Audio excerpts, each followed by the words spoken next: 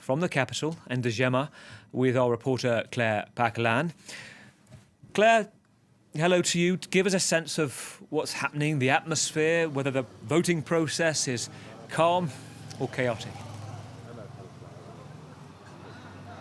Well, I'm here at a polling station in N'Djamena, and as you can see behind me, it's pretty quiet. This is the hottest time of the day. It's at least 45 degrees Celsius here at the moment in the capital city, so it's not a very popular time for people to vote. What I can tell you is that there are 10 candidates on the ballot, and lots of Chadians have been telling us that this feels really for the first time for many people like there was really an election campaign. There were rivals, there was a desire among those candidates to really try to win over the voters, and that's something that some Chadians said they just hadn't really seen before.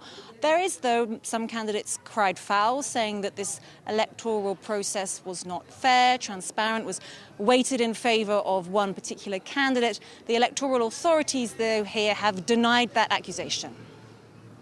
The other point that's worth mentioning, and what we can talk about, is French officials will be watching this election carefully. One country where there is a French military base. It hasn't been subject to a coup, unlike in Mali and Niger, Burkina Faso too. Can you explain for us the context of French interest there? You were recently at the base, weren't you?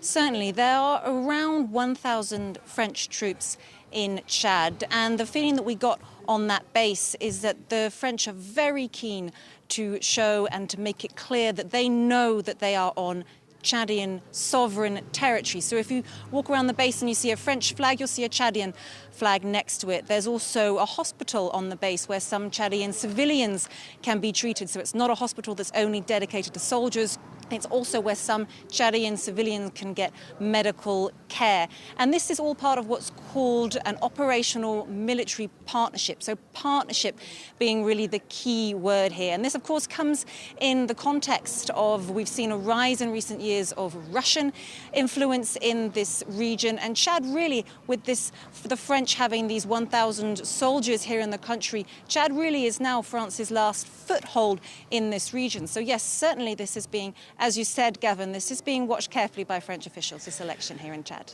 Claire, chapeau to you, because I think a lot of security officials would say this is a hostile environment, not because of the situation on the ground, but it's 45 degrees Celsius. You're managing to get through that report. So thank you, Claire Paccalin. We'll talk to you later in Chad.